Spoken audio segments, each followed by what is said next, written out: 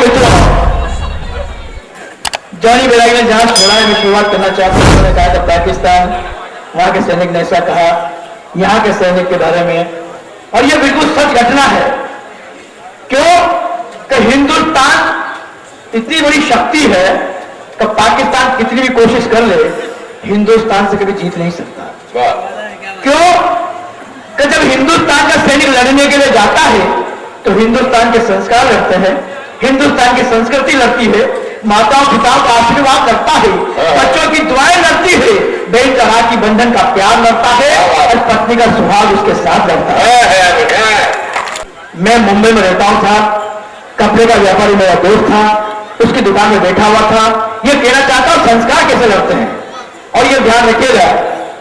हो सकता है मेरी बात किसी समुदाय को अच्छी नहीं लगे, किसी को दूसरे को अच्छी लगे, किसी को नहीं लगे, लेकिन सच्ची बात बताना चाहता हूं। मैं जब भी कविता लिखता हूं, तराजू के किसी पलड़े में बैठ के कविता नहीं लिखता, तराजू हाथ में लेकर कविता लिखता हूं। विरोधी तो भगवान राम को भी रहे हैं। मैं बताना चाहता हूं पाकिस्तान क्यों नहीं जीत सकता। मैं मुंबई में कपड़े का व्यापारी मेरा दोस्त है, उसकी दुकान में बैठा हुआ था। एक आदमी अपने बच्चों को कपड़े दिलवाने के लिए आया, उसने अपनी बीबी को 5 साड़ियां दिलवाई, बेटे को 5 पैंट और शर्ट दिलवाई और बेटी को 5 ड्रेस दिलवाई। तो मैंने उससे पूछा क्यों भाई घर में शादी है क्या? जितने लोग बैठे हैं बात समझ में लगा तो आशीर्वाद दीजिएगा। मैंने उससे पूछा क्यों भाई घर में शादी है क्या?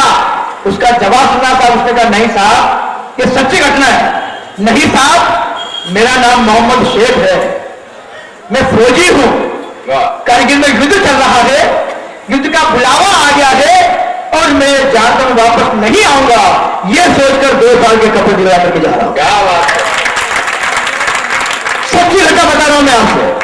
बड़ा खुश होकर बोला अपनी पत्नी के सामने मेरा नाम मोहम्मद शेख है, बड़ा खुश होकर बोल रहा है मेरा नाम मोहम्मद शेख है, मैं जौधपुर का रहने वाला हूं, मैं फौजी हूं, कारगिल में युद्ध चल रहा है, युद्ध का बुलावा आ गया है और मैं जानता हूं वापस नहीं आऊंगा, यह सोचकर 2 साल के कपड़े दिलवा करके जा रहा हूं, क्योंकि सरकार से पैसा आने में 2 साल लग जाएगा। और पाकिस्तान क्यों नहीं जीत सकता? एक तो हिंदुस्तान के सैनिक के संस्कार देखे आपने, एक पाकिस्तान के संस्कार देखिए। कारगिल युद्ध के दौरान पाकिस्तान के सैनिक ने अपनी बीवी के पास लेटर लिखा कि जाने मन मुशर्रफ की मम्मी अस्सलाम वालेकुम, परसों हिंदुस्तान की सेना ने हमें 500 मीटर पीछे धकेल दिया था, कल भी हमें 250 मीटर पीछे धकेल दिया था, अगर यही रफ्तार रही तो इंशाअल्लाह 15 दिन में आकर के मिलता हूं। बढ़िया है। अभी शुरुआत एक तार जोड़ने की कोशिश कर रहा हूं, 4-5 तार छोड़े उन्होंने। क्योंकि हिंदुस्तान का सैनिक क्या करके लड़ने के लिए जाता है, मैं 4 पंक्तियों से बहुत की शुरुआत करता हूं तारीफ की, और आपको भी लगे तो वास्तव में ऐसा सोच के लड़ने के लिए जाते हैं, समर्थन कीजिएगा। सुनले नवाज कारगिल कैसे जीते, सुनले नवाज गर नहीं आया बाज कारगिल पे उठाइया मुली पछाड़ देंगे हम, फिर तेरे पाक के 2 भाग कर दिए हमने, अब तेरे पाक को नक्शे से फाड़ देंगे हम, कश्मीरी के तो पाप देखना ही बंद करते, कश्मीरी के तो पाप देखना ही बंद करते, वरना तेरे संग की चढ़े उखाड़ देंगे हम, और अब के जो युद्ध छिड़ा महाकाल की कसम, इस्लामाबाद में तिरंगा गाड़ देंगे हम, इस्लामाबाद में तिरंगा गाड़ देंगे हम। मित्रों, फिर भी कुछ लोग ऐसे बैठे हुए हैं जैसे रंगयारी बापू की कथा सुनने के लिए बैठे हुए हैं। ऐसा नहीं है, मैंने जो भी कहा पहले भी कहा, मेरे सामने कांग्रेस के विधायक भी बैठे हुए हैं, भाजपा के बैठे हुए हैं। अपनी राजनीति चोला अपने घर पे छोड़ के आइए, क्योंकि यह मंच वैसा ही है जैसे जब पहली बार जवाहरलाल नेहरू प्रधानमंत्री बने, ऐसा मंच का कोई चलता हिलता है। तो पहले बार प्रधानमंत्री बने, उनके साथ का मित्र दिनकर जी राष्ट्रीय कवि थे, जब मंच पर चढ़ रहे थे ऐसा लगा कि मैं गिर जाऊंगा, पीछे से दिनकर जी ने हाथ पकड़ा, नेहरू गिरते गिरते बचे। मंच पर जाने के बाद नेहरू जी ने कहा, मेरे देशवासियों ये तो अच्छा है मेरा दोस्त कवि दिनकर मेरे साथ था, वरना मैं गिर गया होता। तो दिनकर जी ने माइक को पकड़ा, ये कहा नेहरू जी जब तक आप नीचे थे मेरे दोस्त थे, जब आप राजनीति की सीढ़ियां चढ़ के प्रधानमंत्री बने तो आप देश के प्रधानमंत्री हुए, मेरे दोस्त नहीं हुए। और ये याद रखिएगा, आपने कहा मुझे संभालने के लिए, तो जब जब देश की राजनीति लड़खड़ाएगी ये कवि कंधा लगाएगा। क्या बात है, वजह है। कवियों से, और इंदिरा जी ने वो सम्मान किया कवियों का, सामने बैठ कर सुनती थी। और मेरे भाई ने सही कहा, उस नेता में जो साफ सुथरा होता है उसमें कविता को सुनने की हिम्मत होती है। कवि ये सरकार में बैठे हुए लोग, नेता लोग हाथी का रूप होते हैं। कवि अंकुश का काम करता है, हाथी को मोड़ना कहा है, मुड़ना न मुड़ना उसके हाथ में है, लेकिन कोशिश करते हैं हम लोग। तालियां बजाने के लिए मैं नहीं कहूंगा, लेकिन सच्चाई यही है कि तालियां बजाने से दो फायदे हैं। एक तो आपके नाक के सामने मच्छर नहीं आएंगे, दूसरी बात भी में पता चल जाएगा किसके हाथ आपकी जेब में काम कर रहे हैं। तालियां बजाना क्यों जरूरी है, मैं 4 पंक्तियां पढ़ना चाहता हूं।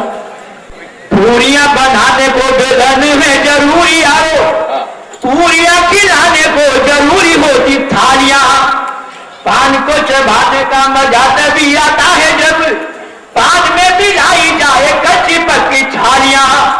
मैया की तमन्ना बीती या तो मिलेगा सवर, हर माँ ये चाहती है कि बेटे की बहू जैसी भी आएगी मैं जिंदगी निकाल लूंगी, लेकिन मेरी बेटी को दामाद अच्छा मिलना चाहिए।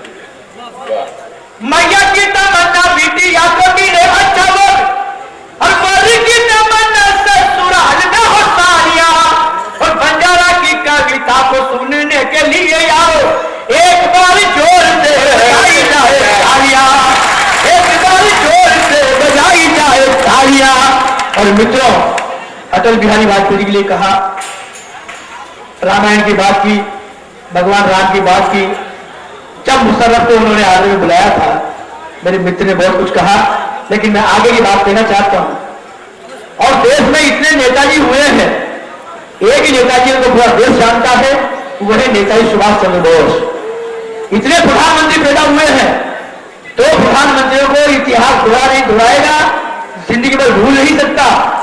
एक इंदिरा मैया और दूसरे अटल भैया, दोनों का काम इतना भारी है। इतिहास इंदिरा मैया जी शक्ति दूसरी पैदा नहीं हो सकती, अटल जी से प्रधानमंत्री मेरे देश को दूसरे मिल नहीं सकते। हर प्रधानमंत्री अगर अपना काम करेगा, लेकिन वो शक्ति नहीं मिलेगी। मैं कहना चाहता था मित्रों, माननीय अटल बिहारी वाजपेयी कसम खा रहे कि मैं शादी नहीं करूंगा। लोग बहुत पीछे पड़े उनके, अटल जी आप शादी क्यों नहीं कर लेते? मैंने उनसे कहा, अटल जी आप शादी क्यों नहीं कर लेते? अटल जी ने कहा, बंजारा तुम तुम्हारा काम करो, मेरी पीढ़ी को, तो अटल जी भी कवि है, तुम तुम्हारा काम करो। मैंने कहा नहीं अटल जी, लोग आपसे बोलते आप शादी कर लीजिए। अटल जी ने कहा कि मेरी एक शर्त बन जाना, मैं शादी कर लूंगा। मैं बहुत खुश हुआ। मैंने कहा आपकी शर्त बताइए पंडित जी। अटल जी ने कहा, लड़की मुझसे बड़ी नहीं होनी चाहिए, लड़की मेरे बराबर की नहीं होनी चाहिए, और लड़की मुझसे छोटी नहीं होनी चाहिए। मैंने कहा अटल जी आपको ऐसी कौन सी लड़की चाहिए? अटल जी का जवाब मुझे आशीर्वाद दीजिएगा मित्रों। अटल जी ने कहा, जो बड़ी है मेरी माँ के समान है, जो मेरे बराबर की है मेरी बहन के समान है, और जो मुझसे छोटी है मेरी बेटी के समान। क्या बात है। ऐसी विचारधारा रखने वाला प्रधानमंत्री जब बस में बैठ करके नवाब शरीफ को बस में करने के लिए पाकिस्तान जाता है, तो 29 साल की नौजवान लड़की क्या पत्रकार थी वहां की, उसने अटल जी से यह कहा, अटल जी मैं आपसे शादी करना चाहती हूं। अब वही स्थिति थी जो आपने रामायण भगवान राम लक्ष्मण की देखी थी। भगवान राम लक्ष्मण जाते हैं, सुपर्णा आती है, भगवान राम से कहते हैं प्रभु मैं आपसे शादी करना चाहती हूं। भगवान बोलते कुछ नहीं है, इशारा करते हैं, लक्ष्मण संभाल। यही स्थिति थी अटल बिहारी वाजपेयी की। उनके साथ उनके माने हुए जमाने के लक्ष्मण स्वर्गीय प्रमोद महाजन जी भी साथ में थे। तो जब अतिया ने आकर के कहा अटल जी मैं आपसे शादी करना चाहती हूँ, अटल जी ने वही किया, लक्ष्मण को इशारा किया, लक्ष्मण को संभाल। प्रमोद जी ने कहा प्रभु मेरी तो शादी हो रही है, ये तो आपसे ही बोल रही है। अटल जी आगे बढ़ गए, फिर अतिया सामने गई, अटल जी मैं आपसे शादी करना चाहती हूँ, मैं आपसे बोल रही हूँ। आपके माननीय अटल बिहारी वाजपेयी जी ने मन ही मन में सोचा, ये 40 साल पहले क्यों नहीं मिली यार। फिर आगे चली गई और फिर कहा अटल जी मैं आपसे शादी करना चाहती हूँ। अटल जी ने क्या जवाब दिया, काव्य भारती से बस चली, पाक में थी खल बली, बोला भारती का बलि पाक दिखलाइए। हिंदुस्तान का हनुमान बस में बैठकर नवाब शरीफ को बस में करने के लिए पाकिस्तान जाता है। तो भारती से बस चली, पाक में थी खल बली, बोला भारती का बलि पाक दिखलाइए। तो लाहौर कराची इस्लामाबाद दिखा कर बोला ये नवाज समाधान देते जाइए। अतिया कुंवारी बोली कुंवारा ले जाए डोली, अतिया कुंवारी बोली कुंवारा ले जाए डोली, पर मेहर में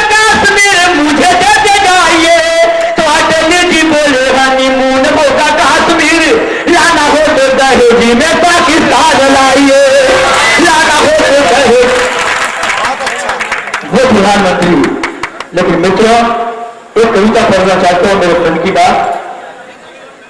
एक बात सच्ची बताना चाहता हूं, आज मेरे देश में किसकी जरूरत है? आपको लगे वंदे मातरम बहुत चर्चाएं हुई, वंदे मातरम की कविता पढ़ना चाहता हूं, लेकिन यहाँ मेरे मुस्लिम भाई बैठे हों तो मैं चाहता हूं तो मेरी कविता का समर्थन करें।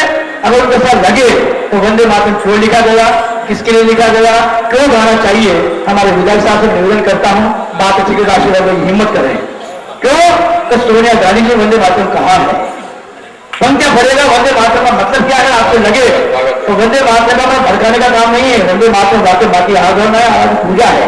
पंक्तियां पढ़ना चाहता हूं साहब, जो जरूरत है मेरे देश को, जातिवाद भाषावाद प्रांतिवाद छोड़कर, सबसे बड़ी प्रॉब्लम हुई है मेरे देश में, जातिवाद भाषावाद प्रांतिवाद छोड़कर वंशवाद वाली सारी नीतियों को तोड़कर भारतीय के सभी धर्मों को संग जोड़कर उग्रवादी आतंकवादी का गले मरोड़कर तार से मिला के तारे एक साथ चले हम, एक धरती पर के नीचे पड़े हम, खुशियों में खुश होंगे गम संगे खाए हम, राष्ट्रवादी धाराओं को मन में जगाए हम, मन में विचारों के अलग न हो रास्ते, मन में विचारों के अलग न हो रास्ते, और मुठ्ठियां तने तो माता भारती के वास्ते, मुठ्ठियां तने तो माता भारती के वास्ते, भाईचारे को बढ़ाए हिंसा हटाए हम, ध्वज को उठा लो वंदे मातरम गाए हम, ध्वज को उठा लो वंदे मातरम गाए हम।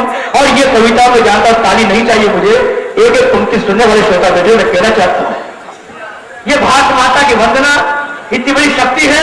एक बार चंद्रशेखर आजाद अंग्रेजों को लूट रहे थे तो चंद्रशेखर आजाद के गांव के दो व्यक्ति गए, उन्होंने कहा पंडित जी आप अंग्रेजों को लूट रहे हो, इतना ना लूट रहे हो, तुम्हारे बूढ़े माँ बाप गांव में भूखे मर रहे हैं, थोड़ा लूटा हुआ धन उनको भी दे दीजिए। चंद्रशेखर आजाद ने कहा अपनी भाषा सुधारिए, मैं अंग्रेजों को नहीं लूट रहा हूं, मेरी भारत माता का लूटा हुआ धन वापिस छीन रहा हूं, और ये लूटा हुआ धन ये मेरी यशोदा के लिए है, वो मेरी देवकी है, देवकी ने अपना कर्तव्य पूरा किया, तो मुझे यशोदा की नंद बाबा के साथ रहना है। और आप अगर पूरा गांव मिलकर के मेरे माँ बाप की सेवा नहीं कर सकते, आकर के मुझे बोल दीजिएगा, एक गोली मेरे माँ बाप के सीने में डाल दूंगा। देशभक्ति ये हुआ करती है, कम क्या बना चाहता था।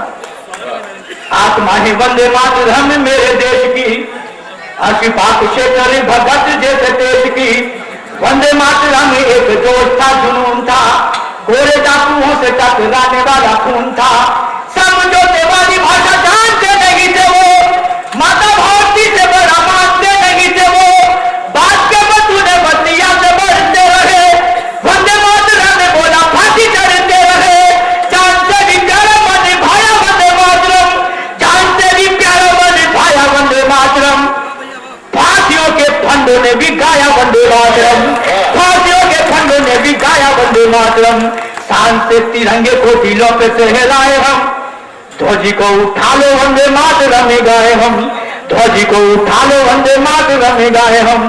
और मैं कहना चाहता हूं वो दोस्ती जिस दिन में देश में आ जाएगी, अमेरिका तो क्या है पूरे वर्ल्ड की हिम्मत नहीं नजर मिला ले, वो दोस्ती हुआ करती थी राम प्रसाद बिस्मिल अश्ताकुल्ला जैसे लोग, एक बार अश्ताकुल्ला बेहोश हो गए, उनके मुंह से राम राम निकल रहा था, तो दो चार मौलवी आए, धर्म के ठेकेदार आए, और आते ही कहा अश्ता तुमने जिंदगी भर दोस्ती निभाई है, कम से कम तेरे अंतिम क्षण आ गया है, मरते वक्त तो कम से कम अल्लाह को याद कर ले यार। जो ही सुना अश्फाकुल्ला नींद से खुले, उन्होंने कहा तुम किस राम रहीम की बातें कर रहे हो यार, मैं तो मेरे दोस्त राम प्रसाद बिस्मिल को याद कर रहा हूं, और दोस्ती के पंक्तियां पढ़ना चाहता हूं साहब।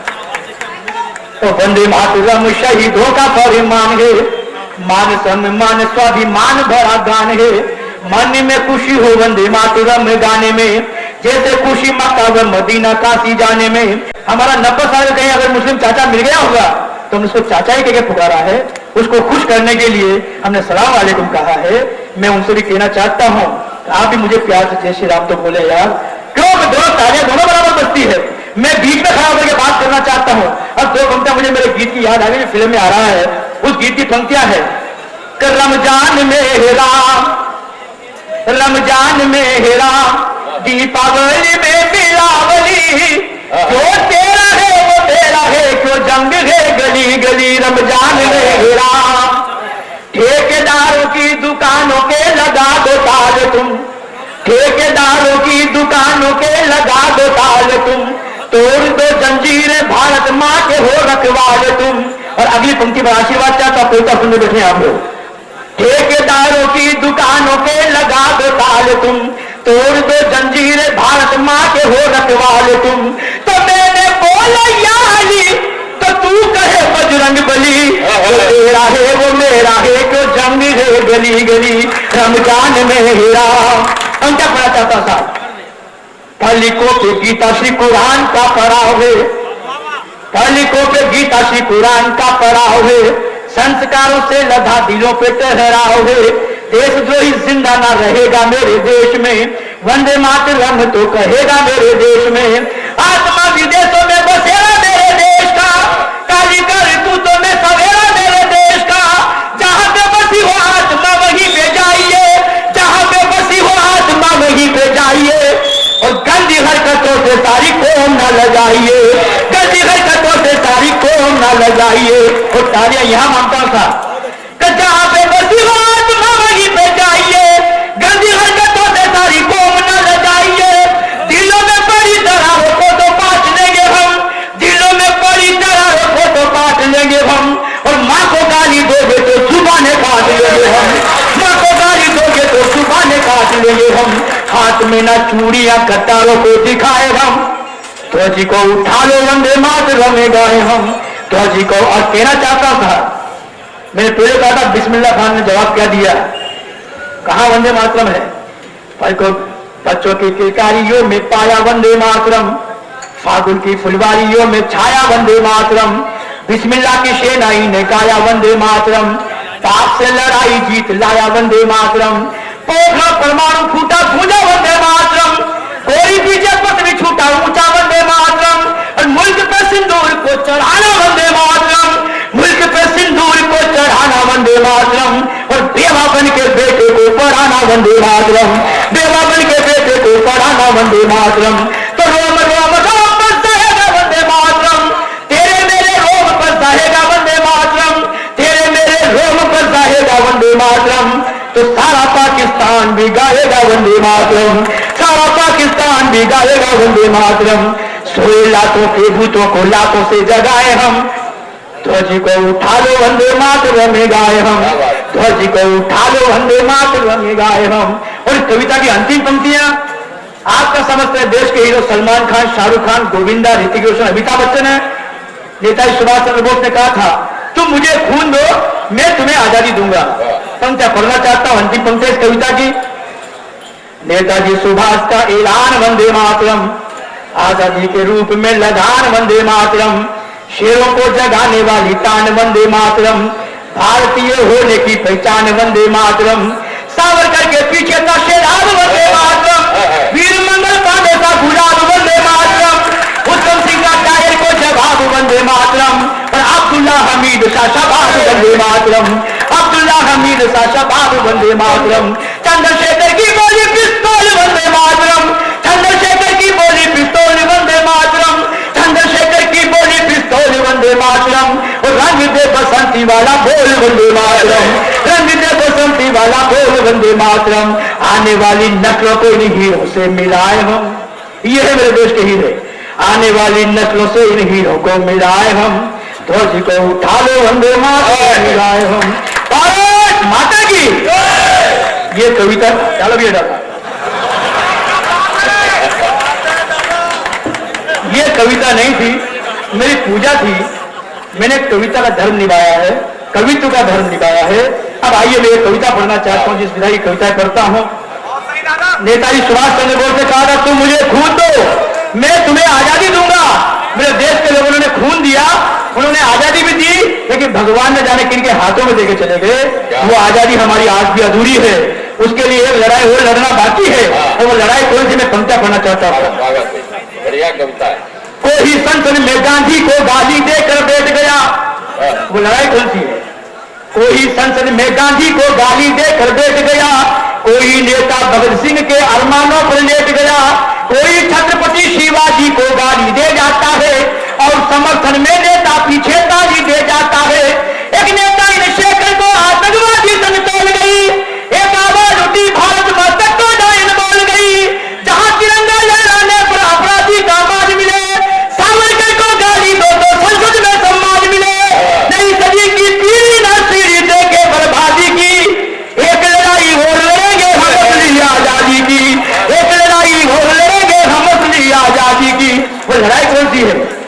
इस धरती माँ ने जननी माँ से ज्यादा अधिकार दिया, जिस भारत माता ने अपनी माँ से ज्यादा प्यार किया, जिस भारत माता के खातिर तन मन धन सब वार दिए, जिस भारत माता ने पापी धर्मी दोनों तार दिए, बेटों को दीवारों में चुनवा कर गोविंद भूल गए, जिस भारत माता के खातिर बेटे फांसी झूल गए, हंस के जान जुटाने वाला समझे वो बलिहारी हो, जो भारत माता बेटों को प्राणों से भी प्यारी हो, उस माँ को सजदे करना क्या हरकत है अपराधी की।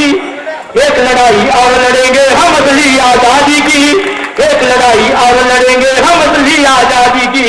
और पंक्तियां पढ़ना चाहता हूं। कायर बन कायरता से आजादी आई क्या, आंदोलन कर जेलें भरने से आजादी आई क्या, दुश्मन पर डंडे फड़काने से आजादी आई है, कोरों पर मोहे तरकाने से आजादी आई है, बच्चा बच्चा हर बोले से आजादी आई है, रंग बसंती वाले चोले से आजादी आई है, बलवेदी पर चढ़ने वालों से आजादी आई है, वंदे मातरम गाने वालों से आजादी आई है, सत्य में जैसे वो फांसी टूटी है अपराधी की। एक लड़ाई और लड़ेंगे हम असली आजादी की, एक लड़ाई। और लड़ाई बहुत जबरदस्त है साहब। पिछली बार उत्तर प्रदेश के मुख्यमंत्री मायावती, उसने ये स्कूल का नाम बदल करके बाबा अम्बेडकर कर दिया। हमें कोई तकलीफ नहीं, राम प्रसाद बिस्मिल हमारे हैं, अशफाकुल्ला हमारे हैं। अफसोस इस बात का, एक पत्रकार ने कहा मायावती जी ये तो चंद्रशेखर आजाद के नाम का स्कूल है। तो मित्रों मायावती ने कहा कौन चंद्रशेखर आजाद, वो आतंकवादी। पंक्तियां पढ़ने की हिम्मत कर रहा हूं, आशीर्वाद दीजिएगा। ये तो खैर आपका शहर है, कविता को सुनता है, मेरे ठेले में हमें जाना पड़ता है, और जब भी मैं घर से निकलता हूं वीरस की ओर की कविता पढ़ना, सच्ची कविता पढ़ना हर किसी की आसान बात नहीं है। जब भी मैं घर से निकलता हूं मेरी बीबी चूड़िया खोल के किली पर लगा देती है। उसको मालूम कि जिस देश में सीएम सुरक्षित नहीं है, पीएम सुरक्षित नहीं है, एक कवि की क्या औकात है। लेकिन जिस दिन मेरी पत्नी की चूड़िया टूटेगी, उनमें से भी सिर्फ और सिर्फ वंदे मातरम की आवाज आएगी, तो कड़वा सच बोलने की हिम्मत मैं कर रहा हूं, तो कड़वा सच सुनकर के तालियां बजाने की हिम्मत आप भी कीजिएगा। आइए मैं पंक्ति पढ़ना चाहता था। जब उन्होंने, एक पत्रकार ने पूछा मायावती जी चंद्रशेखर आजाद का नाम का स्कूल है, तो मायावती ने कहा कौन चंद्रशेखर आजाद, वो आतंकवादी। अफसोस ये बात में पंक्तियां पढ़ने की हिम्मत मैं कर रहा हूं, आशीर्वाद देने के मत आप कीजिएगा। जहां समंदर के सिर पर गंदे नालों का जाला हो, ये मेरा समंदर मेरा भारत है, ये गंदी नालियां गटर की नालियां फूलनदेव मायावती।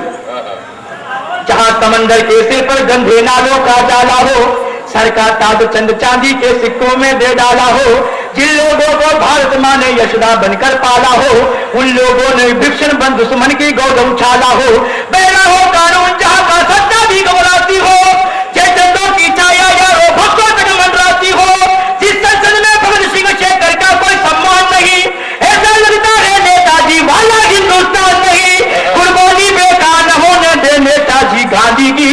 एक लड़ाई और लड़ेंगे हम असली आजादी की, एक लड़ाई और वो लड़ाई बहुत जबरदस्त है। कविता की अंतिम पंक्तियां पढ़ना चाहता हूं। पहला दौर है, दूसरे दौर में जो कविता सुनने आए उनके लिए कविता पढ़ूंगा, मैं सारे माहौल के लिए कविता पढ़ना चाहता। कविता की अंतिम पंक्तियां, वो जबरदस्त लड़ाई है। अगर वो लड़ाई सही लिखने की मैंने कोशिश की है तो पूरा समर्थन चाहता हूं। ये मेरे विचार नहीं है, ये गांधी जी के विचार थे। मैं गांधी जी को डायरी पढ़ा था। अगर गांधी के विचार सही हो तो आशीर्वाद दीजिएगा। पंक्तियां पढ़ना चाहता साहब।